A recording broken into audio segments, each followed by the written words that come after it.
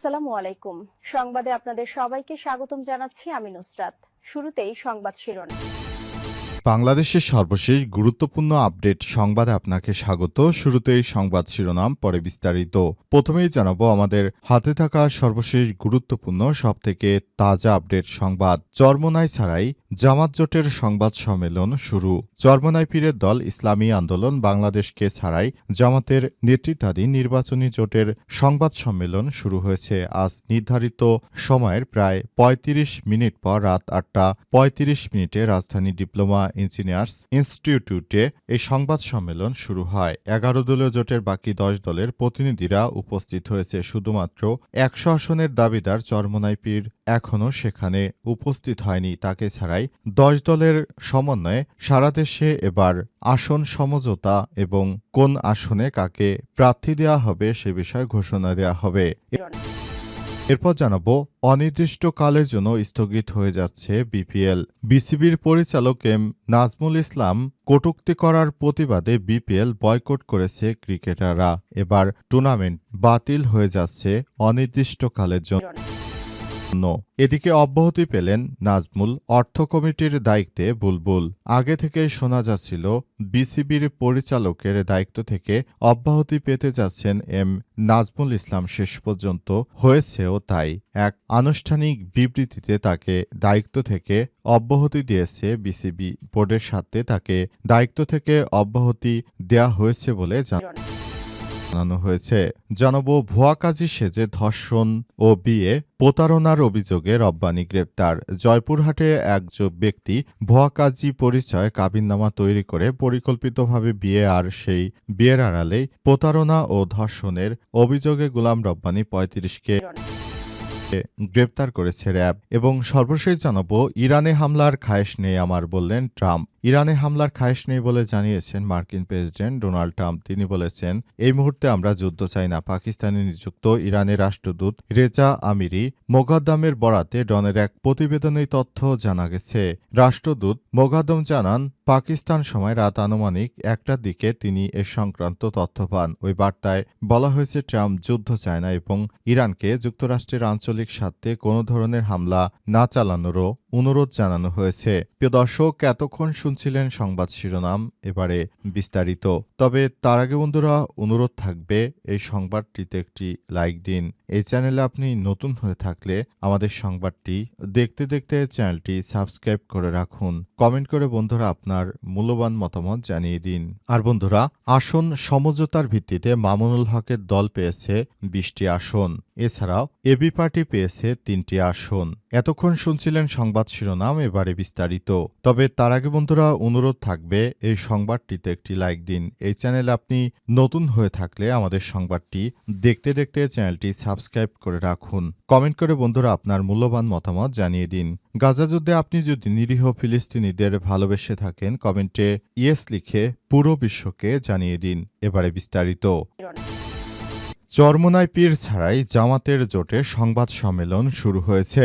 চরমোনাই পীরের দল ইসলামী আন্দোলন বাংলাদেশ ছাড়াই জামাতের নেতৃত্বাধীন নির্বাচনী জোটের সংবাদ সম্মেলন শুরু হয়েছে আজ নির্ধারিত সময়ের প্রায় ৩৫ মিনিট পর ৮টা ৩৫ দিকে রাজধানীর ডিপ্লোমা ইঞ্জিনিয়ার্স এলাকায় এই সংবাদ সম্মেলন শুরু হয়েছে। ১১ দলীয় জোটের বাকি ১০ দলের প্রতিনিধিরা সংবাদ সম্মেলনে উপস্থিত হয়েছেন, কিন্তু চরমোনাই পীর অতি লোভী, তিনি এখনও আসেননি। এর আগে নির্বাচনী সমঝোতা নিয়ে সিদ্ধান্ত নিতে সকালে বৈঠকে বসেছিল জামাত সহ 10টি দলের শীর্ষ নেতারা। অবশ্য এতে ইসলামী আন্দোলনের কেউ যোগ দেয়নি। রাজধানীর মগবাজারে জামাতের কেন্দ্রীয় কার্যালয়ে অনুষ্ঠিত রুদ্ধদ্বার ওই বৈঠকে আসন সমঝোতার বিভিন্ন বিষয় নিয়ে চূড়ান্ত আলোচনা হয়েছে। উল্লেখ্য, বাংলাদেশ জামাত ইসলামী ছাড়াও 11 দলীয় জোটের রয়েছে চরমোনাই পীরের দল ইসলামী আন্দোলন Bangladesh, Jatiya Nagorik Party NCP, Bangladesh Khelafate Majlis, Khelafate Andolan, Nezame Islam Party, Liberal Democratic Party LDP, Jatiya Gonotantrik Party Jagpa, Amar Bangladesh Party, AB Party, Bangladesh Development Party সহ আরও অনেকেই। তারা যার যার জায়গা থেকে সবাই অনেক বেশি সতর্ক অবস্থানে রয়েছে। তারা জানিয়েছে এবারে জাতীয় সংসদ নির্বাচনে তারা সবাই একযোগে কাজ করতে চায়, কিন্তু দেখা যাচ্ছে সব বিষয়গুলো নিয়ে তারা আসলে অতটা এগিয়ে যেতে পারছে না, কারণ বিভিন্ন সমস্যার সম্মুখীন হতে হচ্ছে তাদেরকে। এই বিষয়গুলো সামনে আসার পর তারপর নতুন করে আবারও সমস্যা তৈরি হচ্ছে বলে জানা গেছে। কিন্তু এসব সমস্যা মোকাবেলা করার জন্য চরমোনাই পীর এখন পর্যন্ত কোনো কিছুই বলেনি। চরমোনাই পীর নিজে ১০০ আসন চায় জামাতের কাছে, কিন্তু জামাতের পক্ষ থেকে আসলে তাদেরকে ১০০ আসন দেয়া সম্ভব নয়। অনির্দিষ্টকালের জন্য স্থগিত হয়ে যাচ্ছে বিপিএল। বিসিবি পরিচালক এম নাজমুল ইসলামের কটূক্তি করার প্রতিবাদে বিপিএল বয়কট করেছে ক্রিকেটাররা। এর জেরে আজ মাঠে গড়ায়নি টুর্নামেন্টের একটি ম্যাচও। ক্রিকেটাররা মাঠে না নামায় অনির্দিষ্টকালের জন্য স্থগিত হয়ে যাচ্ছে বিপিএল। পরিচালক এম নাজমুল ইসলামের বক্তব্যের রেশ ধরে বয়কটের ডাক দেয় ক্রিকেটাররা। সেই সমস্যার সমাধান না হওয়া পর্যন্ত ম্যাচ গড়ায়নি মাঠে। এম নাজমুল ইসলামকে দায়িত্ব থেকে অব্যাহতি দেওয়ার পরও ক্রিকেটারদের মন গলেনি, ফলে দিনের দ্বিতীয় ম্যাচেও মাঠ গড়ায়নি। এমনকি মাঠে আসেনি দুই দলের কেউই। প্রথম দিনের ম্যাচে চট্টগ্রাম রয়্যালসের প্রতিপক্ষ ছিল নোয়াখালী এক্সপ্রেস।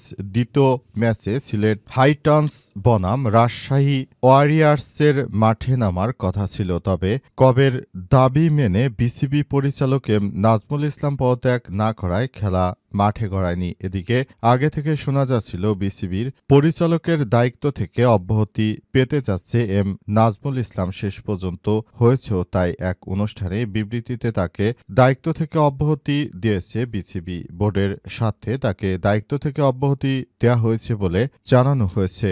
তবে এখন পর্যন্ত তারা মাঠে নামেনি। এর ফলে অনিশ্চয়তার মধ্যে পড়েছে এ বিষয়টি। অব্যাহতি পেলেন নাজমুল, অর্থ কমিটির দায়িত্বে বুলবুল। আগে থেকে শোনা যাচ্ছিল বিসিবির পরিচালক হিসেবে এবার নাজমুলকে সরিয়ে দেওয়া হবে। শেষ পর্যন্ত সেটি হয়েছে। আনুষ্ঠানিক বিবৃতিতে তাকে দায়িত্ব থেকে অব্যাহতি দিয়েছে বিসিবি। বোর্ডের স্বার্থে তাকে দায়িত্ব থেকে অব্যাহতি দেওয়া হয়েছে বলে জানা গেছে। তাকে অব্যাহতি দেওয়ার ফলে এখন থেকে নতুন পরিচালক দায়িত্ব পালন করবে বলে জানা গেছে। বোর্ডের সিদ্ধান্ত মোতাবেক এই কার্যক্রম শুরু হয়েছে।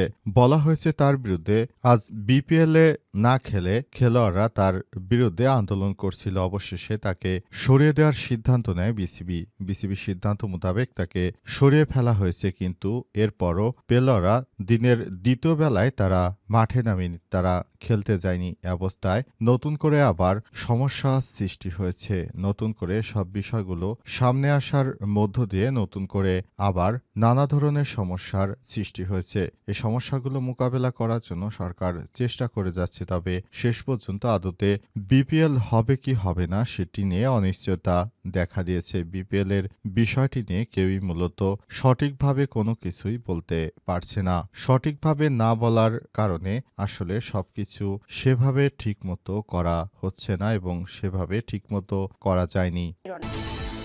ভুয়া কাজে সেজে বিয়ে ও ধর্ষণ প্রতারণার অভিযোগে গ্রেপ্তার রব্বানী। জয়পুরহাটে ভুয়া কাজী পরিচয়ে কাবিননামা তৈরি করে পরিকল্পিত বিয়ে আর সেই বিয়ের আড়ালেই প্রতারণা ও ধর্ষণের অভিযোগে গোলাম রব্বানী ৩৫কে গ্রেপ্তার করেছে র্যাব। আজ গ্রেপ্তারকৃত রব্বানী জেলার পাঁচবিবি উপজেলার নাকুরিয়া গ্রামের নূর মোহাম্মদ ওরফে নসিরের ছেলে। আজ দুপুরে এক প্রেস বিজ্ঞপ্তিতে বিষয়টি নিশ্চিত করেছে জয়পুরহাট র্যাব ৫ সিপিসি ৩-এর সহকারী পরিচালক মিডিয়া। এর আগে বুধবার ১৪ জানুয়ারি সন্ধ্যায় পাঁচবিবি উপজেলার কোতোয়ালীবাগ রাজার এলাকায় অভিযান পরিচালনা করে তাকে গ্রেপ্তার করা হয়। র্যাব জানিয়েছে গ্রেপ্তারকৃত গোলাম রব্বানী কোনো বৈধ কাজী নন, অথচ তিনি নিজেকে কাজী পরিচয় দিয়ে ভুয়া কাবিননামা তৈরি করেন। এই ভুয়া কাবিনের ভিত্তিতে ভিকটিমকে বিয়ে করেন। বিয়ের ৩